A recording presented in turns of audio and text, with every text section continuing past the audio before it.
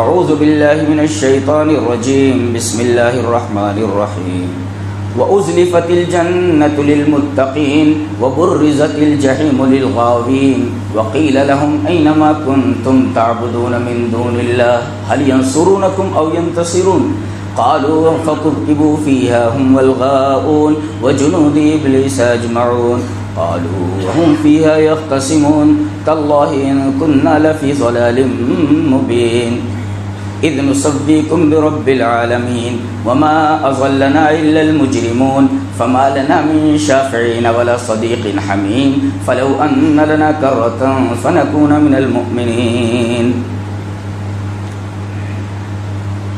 خطبہ مسنونہ کے بعد میں نے سورہ شعراء کی چند آیات تلاوت کی. ایک ہے سورہ شعراء، یہ شاعر کی جمع ہے، اور ایک ہے شورا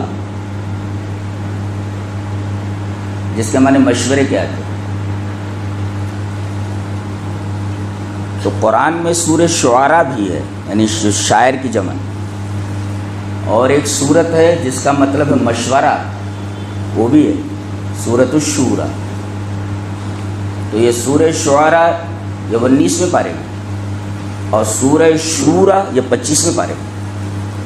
تو یہ جو آیات میں نے پڑھی ہیں یہ سورہ شعراء کی ہیں جو شاعر کی جمع ہے.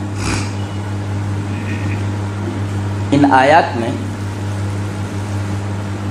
اللہ رب العزت نے میدان حشر میں کھڑے بنیادی دو گروہوں، دو گروپس اور دو جماعتوں کا تذکرہ فرمایا. ذیلی بہت سے گروپ ہو سکتے، متقیوں کے درجہ بدرجہ کئی گروپس ہیں، اسی طرح جہنمیوں کے بھی درجہ بدرجہ کئی گروپس ہیں، لیکن بنیادی طور پر حشر میں موجود تمام لوگوں کے دو ہی گروپ ہیں، دو جماعتیں ہیں.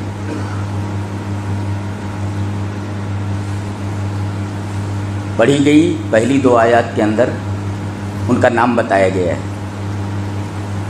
ان دو جماعتوں کے نام کیا ہیں بتایا گیا. وَأُزْلِفَتِ الْجَنَّةُ لِلْمُتَّقِينَ، ایک گروہ تو متقیوں کا ہوگا، یہ متقی لوگ.